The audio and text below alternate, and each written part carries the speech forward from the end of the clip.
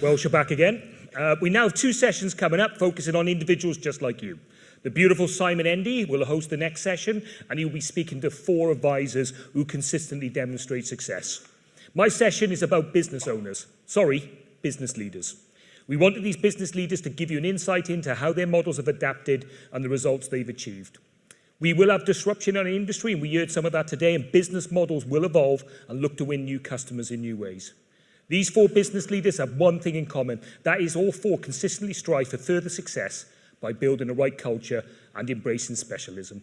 They've had growing pains, they've invested heavily, but ultimately led from the front, putting themselves out there to achieve ambitious plans like many of you do in this room. These 4 businesses have seen year-on-year growth, and to give you an idea of these 4 businesses combined, they've banked over £11 million in 2017, and they've helped customers secure 8,500 mortgages. So without further hesitation, let me introduce the 4 business leaders who will be joining me on stage. The first business leader is to the stage represents growth of an award-winning brand in London and the South East and was established in 2009. Coracle Group have become the go-to brand in London and have challenged the most established and the very best. Andrew Montlake is not only one of the founding directors, but he's also press spokesman for the group, where he's regularly quoted in the national press with appearances on national TV and radio. More commonly known as Monty, he is the author of a highly acclaimed mortgage blog, host of Coracle's very own property podcast, and was voted Mortgage Personality of the Year in 2008. Monty is also a proud board member alongside myself with the Association of Mortgage Intermediaries, working to promote the provision of good advice as an essential part of our healthy market for mortgages. Interesting fact about Monty, he still clings on to being a rock star, and he plays in a band called Road Monkey. Sounds good. The next business owner will come in, joins us all the way from Bonnie, Scotland. Clear Mortgage Solutions only joined MAB in 2016 and have become the largest MAB branded business in Scotland, but also pushing for #1 position in the UK. This is a family-run business with strong and clear values. Dominic and his wife Claire, who were on stage earlier, run the business with a hugely focused team. And they've taken advantage of technology and embraced change, which has led them to grow to a team from 10 advisors to over 40 in less than 2 years. During that time, Claire moved to state-of-the-art office in the centre of Edinburgh, where they embraced such innovation as advice pods for screen-to-screen telephone advice and centralised telephone sellers working with many different types of lead sources. One interesting fact of this business owner that will join me on stage, his birthday is on the same date as Hitler, the 20th of April. The third business leader started his first business in 2002. In 2011, he decided to join MAB with just 3 staff. After he decided to join MAB, he worked hard with his team and grew the business to 26 advisors and 11 support staff, the largest broker business in the area. This business also wins an award and won the best regional broker at the Esters, which is based on customer ratings and real testimonials. Matthew and his team have real admiration for each other, and when you go to the business for meetings, you can clearly see the team ethics and fantastic, and they know how to have fun too. They work hard and also enjoy going to boot camps together and running marathons together. Those who have had a night out with this team can confess, like me, they lost time somewhere during the evening. Last but not least, our final business leader, and someone I've known for some time, even though he's a Man City fan, he's okay. Meridian Mortgage's main focus is the new build arena, where they've seen tremendous growth over the last few years. But not only that, but Scott Howard has led the business into other business areas, developing increased central functions, protection specialism, and extending lead sources outside of new build. With over 25 years' experience in mortgage services, Scott continues to drive the business to outstanding performance, not only with over 40 advisors and a great support team, but one eye on the future, in particular technology, where one of his business partners, Zach, continues to innovate and drive change. Can I welcome to the stage Monty, Dominic, Matthew, and Scott?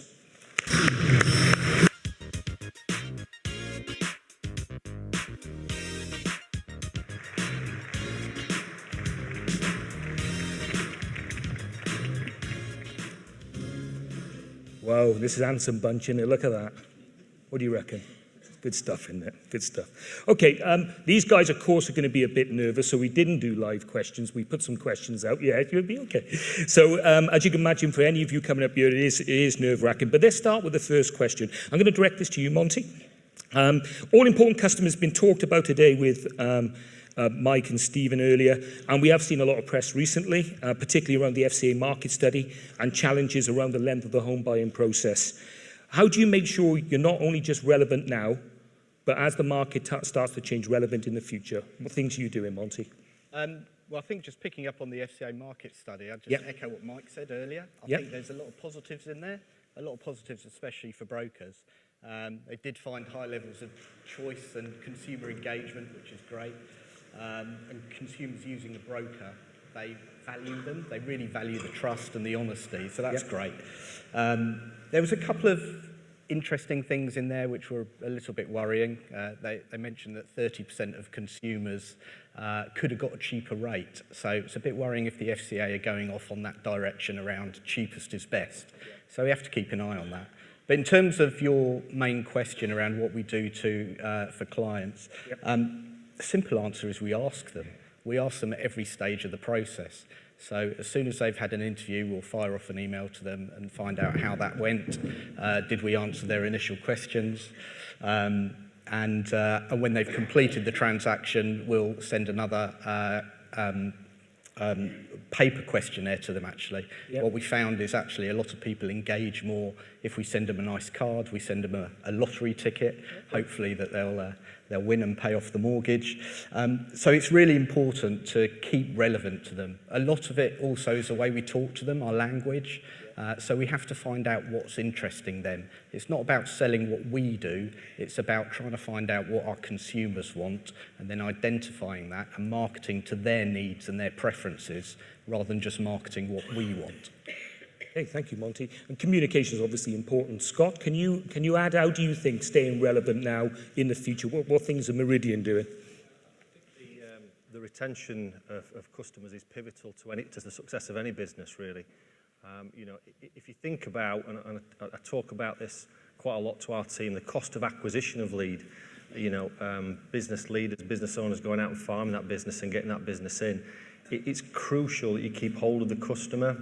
And we do that via various strategies, email strategies around remortgage, newsletters, quarterly newsletters, monthly newsletters, annual review of their GI policy, buildings and contents, and we've segmented that into specialist departments.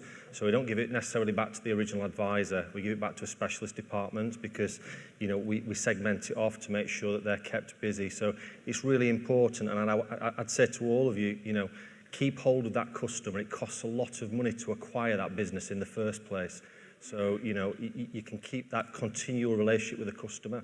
And that's really key to any business and the success of a business like ours. Thank you, Scott. Sort of linking to that question, customers, all important to all of us in this room. You mentioned advisors, Scott, and people in your business. Matt, to bring you into this, what do you think is important? Customer proposition, how clear is it to your support staff, your advisors, your team around you? What things have you put in place to make sure that is clear? To our customers is the foundation of what we do. Without them, we don't have anything. So it is incredibly important. I'd like to think all our staff understand our processes. They understand that every customer we have is incredibly important and they need to be treated that way. They need a consistent approach, and I hope all our advisors do work in a consistent way so they know they're a customer of ours. And as far as how we make sure it happens, it's team meetings, coaching sessions, everything we do is to make sure we discuss that with our advisors to make sure they understand. And then as far as from the customer side of it, feedback's key. If we don't get feedback, we don't know what we're doing right and what we're doing wrong. So we really encourage FIFO reviews. We do a lot of work around that, Facebook reviews. And if we do get a review, we make sure we reply to everyone so the customer knows that we're taking them seriously and listening to their feedback. Because it's the only way we know if we're doing well or not. Yeah, excellent. And Dom, I mentioned earlier about the growth that you've gone from 10 advisors to 42 advisors in a real short space of time. How do you make sure that your staff are clear on what you want to achieve as a business? Yeah, I mean, it starts right at the very beginning, from the very first interview for us. But I think Scott hit the nail on the head with the value of a client and an ongoing client. It's one of the sessions that I actually deliver to all new trainees, regardless of the job that they're doing, is around the value of a lead. And I think that is potentially forgotten, especially as you grow and you lose a little bit of those spans of control. But yeah, the initial interview starts with me discussing the 5 core values in the business. I live and breathe, and I like to think certainly my senior management team live and breathe the 5 core values on a daily basis. And And the core values were actually revised about 2 years ago when we joined MEB, and they were revised all to do with the customer experience. They're all customer-centric values. So it doesn't matter who's coming into the business, whether an advisor or an administrator or whatever job they're doing, it's a consistent message right the way through, you know. There's a hell of a lot going on tech-wise in our industry. We all know that, and I think, if I'm being honest, that's one of the areas where I think we're going to get better in coming weeks and months. Even we recruited 2 digital developers this week, and a strong part of their remit will be increasing the touch points and you know, whether it's nurturing clients or whatever. Okay, great. So just recapping. So define, people know what they're doing, the advisors know what they're doing, the support staff know what they're doing. You've got the core values. All of we've talked about this before. We've got that through your business, and everyone knows what their job is. Yeah, you don't deviate. It's consistent, and the customer outcome is known. Yeah, absolutely. And you touched on communication as well. I think communication is something that we don't do. Some of us do very well, but some of us don't do particularly well. And it's actually a very easy thing to get right. It's just doing the job. It's just doing the basics sometimes. Keeping on the sorry, do you want to add in? I was just going to say, it's also about rewarding and encouraging the right things within your business. So it's encouraging positive reviews. We have a star of the week who chooses the music. We have a consumer champion. So it's all about those things. It ain't just about the numbers. Numbers are great, but you've got to reward the right things if you want the culture to change. That's a good point. We keep hearing a lot about specialisation. I know we've already mentioned this. All of you have done this in some way, but particularly I want to head this towards Matthew first of all. You've done this in the business by setting up central telephone teams, handling different lead sources. How do you see the telephone advice model becoming? And what are you seeing as you learn the most successful attributes of running a telephone centre? I think the main key to it is having the right people doing the right jobs. We all have very different skills. We're not all good at the same things, and it's very different advising over the phone than it is to advise face-to-face, particularly regarding protection. It's a very different way of doing it. And it's one thing we find is true. The very best estate agency advisor isn't necessarily the best remortgage advisor or the best advisor on the phone. So having these specialists, it brings you efficiencies. An advisor is an expert on the remortgage or product transfer area, knows how the conveyancing works, knows the timescales, and they end up giving the customer a far better service, which is obviously what we want. So on the specialisation side of it, it just means you're doing a better job and the customers get a better outcome. Good man. And bringing Dom into this, obviously it's been instrumental in your model, moving to that beautiful office you got in Edinburgh.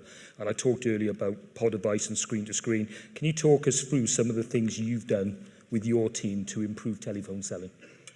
Yeah, I mean, I actually, for what it's worth, I think there's very much a place for face-to-face and telesales. If nothing else, it makes for a better advisor, in my opinion. The skills are transferable, or they should be, and you learn to be an overall better rounded advisor to do both. But yeah, we have moved in recent years more towards telephony. It's more efficient for one. But as I say, I still encourage my advisors to see people face-to-face if they possibly can. I think you're probably alluding a little bit towards the VPods that we set up recently. So I'm delighted to say that the project owner is actually here today of the VPod setup. Is that your wife? So that's, pardon? Is that your wife? No, it's not. It's Darren. So it's basically remote face-to-face selling, and it really is not rocket science. It was Hamish earlier saying that he's never had any original ideas, and I'm kind of the same. I just like to copy other good ideas. It was actually an idea that I got from Nationwide Building Society in Dunfermline, where they were doing face-to-face remote selling. The difference was the clients have to come into the branch to do the remote, which doesn't really make sense to me. So for me, it's a hugely exciting project, and it's just getting off the ground now. The early results have been phenomenal. And it's not an expensive thing to set up. You need a little room, you need a screen, you need and a phone. That's basically a little bit of software. So I'm happy to speak to anybody later about that. We use a thing called video, and it works brilliant. Excellent, thanks, Dom. To move the theme on to a new area, new build. A lot of people in the audience working in the new build arena. We heard Mike and Stephen talk about it earlier. Scott, how do you see that market continuing? The links you have in this market, how do you see it adapting? How do you see your model changing as that world develops? I thought about this question when you asked me about it, and I was going to really downplay new build and say how bad it was, and it was really, difficult market and all the rest of it, and then try to get the leads off you. But yeah, I think new build in general, working in it 24/7 in our business, you know, is really in a great place at this moment in time. It's still faced with lots of challenges, but I think if you're a business, a broker that eats, you know, lives and sleeps new build, you'll know how rewarding it can actually be, and that's not just financially rewarding. But yeah, just to talk about a few areas in new build. I think if you're a new build broker, then you should be really busy, so make hay while the sun shines. I think if you're a developer, what I would say is developers want to build. They are looking at you know, very innovative ways of build. You will see lots of things around modern methods of construction and all the rest of it. And in actual fact, it was really interesting. I attended a conference earlier on in the week, and I saw a cardboard house, believe it or not, which was absolutely fascinating. Whether I buy a cardboard house is something different, but I think coming on to our lender partners as well, we are seeing lots of innovation in the lending community. You know, for those of you that trade in this arena, you will see people like Barclays coming out with their green mortgage, which is, you know, absolutely terrific. And I think more than that, there's you know, the consumer still wants to buy. There's a swell of people who are still really interested in buying new houses. And if you don't believe me on that, I'd probably say to you, go down to any development close to where you live on a Sunday afternoon and see what happens, you know, because it's really, really busy out there at the minute. And I think finally on that point, the government are obviously very, very committed to new homes, building new homes in the UK. You know, if you look at the recent stats, I don't think anybody's shown these recent stats today, but over 160,000 completions have now happened on the Help to Buy scheme, 81% of which are first-time buyers, which, you know, to everybody in this room, you know, should be music to your ears, because there's a good audience out there. So I think the future of new build is bright. You know, there's lots of things happening, as you'd expect there to be. You know, and it's a good industry. It's a good part of the industry to be in at the minute. And just adding to that, Scott, Help to Buy, of course, has been successful, but, you know, coming up to the remortgage, Mike touched on this earlier as well. What strategies you put in place to work with your existing customers? Yeah, I mean, you know, that again is, if you look at the 160,000 people that have completed on it, I would say to you all, and I very much believe in this, is we've all got a moral obligation as well to look after these people. You know, we've done them a mortgage, they're in Help to Buy. You know, we've got to make sure that these people have the right strategies to repay these Help to Buy loans. It's really, really important. So I would say to you, you know, and certainly in our business, we are going back and actively reviewing these people. And some of these people can't do anything for now. You know, and that's not to say that we're going to leave them alone. We diarise them on, we schedule them on to go back to them to make sure that we are looking after them. So if you haven't got into that market, it's an emerging market. We're on the 5th anniversary last month, so that there will be demand for it, and you'll see a lot more of this, certainly in the media. So I would say make sure you're on the front foot with it. Thanks, Scott. Cheers. Matthew, you've been really successful in converting remortgages and now product switches. What have you done to work in that market? How have you achieved great success? You can share your percentage as well if you want. Because I think, where are you now, 63%? Something like that. Don't show off. Remortgage is massively important to us. It's probably one of the biggest parts of our business. And as Scott said, it's so expensive to acquire new clients. It seems crazy not to look after the ones you've already got. And everybody's after our business. Everybody's after these same customers. So you've got to have a contact strategy where you contact them very early. You've got to stick to your strategy. It's no good doing it 1 month and not the next. It's got to be something you do consistently all the time. We try and contact every customer a month after completion, just so they know we're still there, and then every 6 months thereafter. So when it actually comes to the date when their remortgage or product transfer is due, they know what we're going to do for them. We've given them an ongoing service. They're expecting our call, and we're shutting out the competition because they know we're already looking after them. Also, by giving them that service, it really helps us position fees for remortgage, because remortgage is obviously tougher to get a decent fee from the client. But if they've seen you've given them this ongoing valuable service, that becomes less of a barrier. One of the other really important things on the remortgage side, often when you're dealing with someone purchasing a property, protection ends up being a conversation about protecting their mortgage. With a remortgage, you have far more time. You can actually have a proper conversation about proper family protection, and you can add real value. The remortgage isn't about a proc fee. It's about doing the full job, protecting them fully, and earning really well out of it. Have you seen that in the switch market? Yeah. Yeah, you're also doing that. So it's consistent across Remo and the switch side, yeah? Yeah. Okay, great. Thank you. Okay, We're going to have some challenges come up over the next 12 to 18 months. What challenges do you see coming to you guys? I'm going to start with you, Dominic. Yeah. What challenges do you see coming up, and how do you plan to sort of handle those? Yeah, so our thematic goal at the moment is growth. As you said earlier, we've grown quite a bit in the last 2 years, 18 months, and we're going to continue to do that. That's the plan at the moment. The plan is to grow midway through next year and then enter consolidation after that, and hopefully refine what we're doing and take the business forward from there. So it will be growth. That's where we're going to feel the pinch and the pain, because growing pains are very real. There's no doubt about that. I think we're up for the challenge. And with that challenge comes opportunities. There will invariably be, there'll continue to be further tech advances, and I think, I can't think of anybody better to be partnered with an MAB with regards to that. I think as opportunities come in, Sorry, just joking there, Dom. As opportunities to try new systems and processes come in, then that's really, really exciting for me as well. Well done, good. Monty, what about yourself? Based in London, London market has had a few bumps along the way recently. Yeah, there are a couple of challenges, but there are also opportunities, as always. One is around financial education. As an industry, I don't think we're that great about getting our message out. We have to be better at that. We have to move mortgage brokers to the start of the process. So too many people think about mortgage brokers and, oh no, I've agreed to buy a house, now I've got to think about how to pay for it. Yeah. We have to move that forward to the very beginning of the process. We know that people look to buy around about 18 months to 2 years before they actually do, so we need to start getting in there. We need to start educating them earlier, and that's something that we need to do, change the language, not selling our services, but proper education. Let's share our knowledge with them, and that will definitely help. The tech thing is interesting. I wrote down, I think you told me actually, that self-service was mentioned 14 times in the FCA review.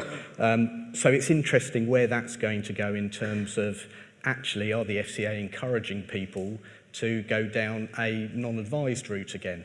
And as brokers, we don't necessarily have to be too scared of that, because my view is actually, if you're a broker and you've got a good end-to-end system and you're putting technology on top of that, you can then compete with some of the new brokers coming in. You can certainly compete with the lenders, because if your systems are going from end-to-end pretty quickly and you're giving the added tick of choice in terms of 100+ lenders rather than just one going direct to a lender, and you've got the added benefits of the trust that you have going through a mortgage broker and the tick of advice, then there's no reason, if you're an online consumer, what we know online consumers want is choice and advice. So I think there's a good opportunity there. Thank you very much. Conscious of time, 20 minutes is not long, but we're coming to the end of it. Just can I ask Scott and Matt just to share with us, Scott first, one tip that you may have gone on your journey being a business leader that you can share with the audience today that has summed up success for you? Yeah, follow Manchester City, of course, to get that one in. I think success is all about the people in an organisation, and it's bred out of culture within a business, and the culture is adding value to what you do in everything that you do every single day, and that would be success for me. Motivating people to get out of bed in the morning is absolutely crucial. And that would be added. That would be success to me. Finish up. What does success mean for you? I think it's quite an interesting question. What success is? I think what I would say is focus on the small things, and if you have many, many small successes, it will lead to the big picture as being successful. Okay, we've run out of time. Can I just say thank you to Monty, Dominic, Matthew and Scott. We're going to now leave the stage, and I'm going to pass you on to the beautiful Simon Hendy, who is the second sexiest man in MAB. So he's going to come on stage. Thank you, guys. Round of applause.